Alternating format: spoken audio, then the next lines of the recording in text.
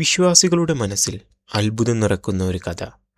ചരിത്രകാരന്മാർക്ക് ഉത്തരം കിട്ടാത്ത ചോദ്യങ്ങൾ ബാക്കിവെച്ച ഒരു മൃതദേഹം കടൽ പിളർന്നതും ഒരു ജനത മോചിപ്പിക്കപ്പെട്ടതും ഫറോവയുടെയും മൂസാ നബിയുടെയും കഥ നമ്മൾ കേട്ടറിഞ്ഞത് 2026 ഈജിപ്തിലെ മരുഭൂമികൾക്കപ്പുറം ശാസ്ത്രം കണ്ടെത്തിയ പുതിയ സത്യങ്ങൾ എന്തൊക്കെയാണ്? ഫറോവയുടെ മൃതദേഹം ഇന്നും ഒരു അത്ഭുതമായി തുടരുന്നത് എന്തുകൊണ്ട്?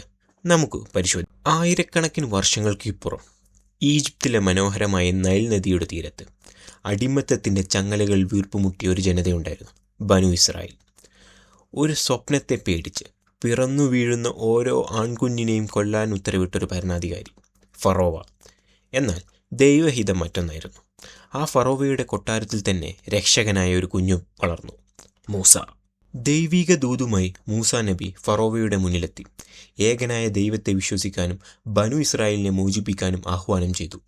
എന്നാൽ അധികാരത്തിൻ്റെ അഹങ്കാരത്തിൽ ഫറോവ മൂസയെ പരിഹസിച്ചു. ദൈവികമായ അത്ഭുതങ്ങളെ വെറും മാന്ത്രിക വിദ്യയായി ചിത്രീകരിച്ചു. ഒടുവിൽ ഫറോവയും സൈന്യത്തെയും പിന്തുടരുമ്പോൾ മൂസാ നബിയുടെ ജനത ചെങ്കടന് മുന്നിൽ മൂസയും ജനതയും നടന്നു നീങ്ങി. എന്നാൽ പിന്നാലെ വന്ന ഫറോവയും സൈന്യവും കടലിൽ മുങ്ങി മരിച്ചു. ഈജിപ്തിലെ മണലാരണ്യങ്ങൾക്കിടയിൽ കാലം ഒരു രഹസ്യം കാത്തു സൂക്ഷിക്കുന്നുണ്ടായിരുന്നു. നിനക്ക് പിന്നിലുള്ളവർക്ക് ദൃഷ്ടാന്തമായി. ഈ വചനം ഒരു മൃതദേഹത്തെക്കുറിച്ചാണോ പറയുന്നത്? ആരായിരുന്നു ആ ഫറോവ? 2026 ശാസ്ത്രം ഈ മൃതദേഹത്തെക്കുറിച്ച് എന്താണ് കണ്ടെത്തിയിട്ടുള്ളത്? നമുക്ക് പരിശോധിക്കാം. ഇസ്ലാമിക ഗ്രന്ഥങ്ങളിൽ ഫറോവയുടെ പേര് പരാമർശിക്കുന്നില്ല. ഫിർഔൻ എന്ന പദവിയാണ് ഉപയോഗിക്കുന്നത്. എന്നാൽ ചരിത്രകാരന്മാർക്കിടയിൽ ഈ ഫറോവ ആരായിരുന്നു എന്നതിനെക്കുറിച്ച് 2 പ്രധാന വാദങ്ങളുണ്ട്. ഒന്ന്, ശക്തനായ റാംസീസ് രണ്ടാമൻ. 4 പതിറ്റാണ്ടിലേറെയായി ഈജിപ്ത് ഭരിച്ച റാംസീസ് വലിയ കെട്ടിടങ്ങളും സ്തൂപങ്ങളും നിർമ്മിച്ചു. ഖുർആനിൽ ഫറോവയെ ഔത്താദ്, അതായത് കുറ്റികളുള്ളവൻ എന്ന് വിശേഷിപ്പിക്കുന്നുണ്ട്. ഇത് വലിയ നിർമ്മിതികളുമായി ബന്ധപ്പെട്ട് ഉള്ളവരെ വിശേഷിപ്പിക്കുന്ന വാക്കാണ്. രണ്ടാമത്തെ വാദം, റാംസീസ് രണ്ടാമൻ്റെ മകൻ മെർനപ്ത ആയിരുന്നു. മെർനപ്തയുടെ കാലഘട്ടത്തിലെ മെർനപ്ത സ്റ്റീലി എന്ന ശിലാലിഖിതത്തിലാണ് ചരിത്രത്തിൽ ആദ്യമായി ഇസ്രായേൽ എന്ന പേര് രേഖപ്പെടുത്തുന്നത്. ഇത് മൂസാ നബിയുടെ കാലഘട്ടവുമായി ചിലർ ചേർന്ന് നിൽക്കുന്നുവെന്ന് ചിലർ വാദിക്കുന്നുണ്ട്. 70കളിൽ ഫ്രഞ്ച് ശാസ്ത്രജ്ഞനായ ഡോക്ടർ മോറിസ് ബുക്കായ് ഫറോവയുടെ മമ്മി പരിശോധിച്ചു.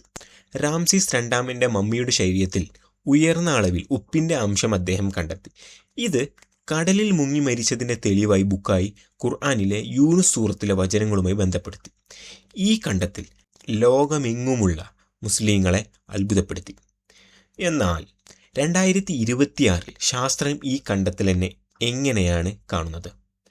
ശരീരത്തിലെ ഉപ്പിൻ്റെ അംശം പുരാതന ഈജിപ്തുകാർ മൃതദേഹം കേടുകൂടാതെ സൂക്ഷിക്കാൻ ഉപയോഗിച്ചിരുന്ന നാട്രോൺ സോൾട്ട് എന്നറിയപ്പെടുന്ന രാസവസ്തുവിൽ നിന്നുള്ളതാവാം എന്നാണ് ആധുനിക ചരിത്രകാരന്മാരും ശാസ്ത്രജ്ഞന്മാരും വാദിക്കുന്നത്.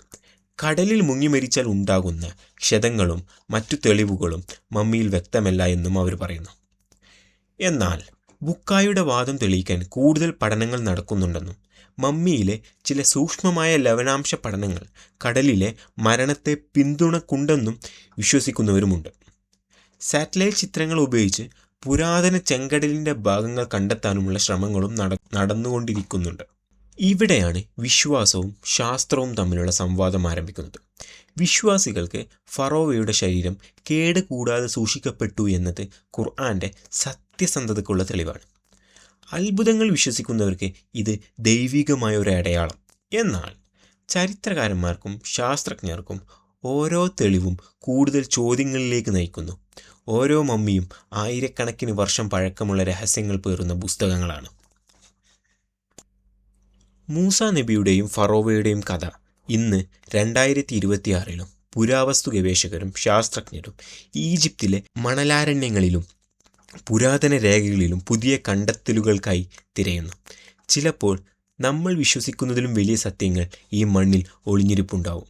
വിശ്വാസത്തിൻ്റെ കണ്ണുകൾക്കും ഈജിപ്തിൻ്റെ മണലിൽ ഉറങ്ങുന്ന ഫറോവയുടെ മൃതദേഹം ഇന്നും ഒരു നിഗൂഢതയെ അവശേഷിക്കുന്നു.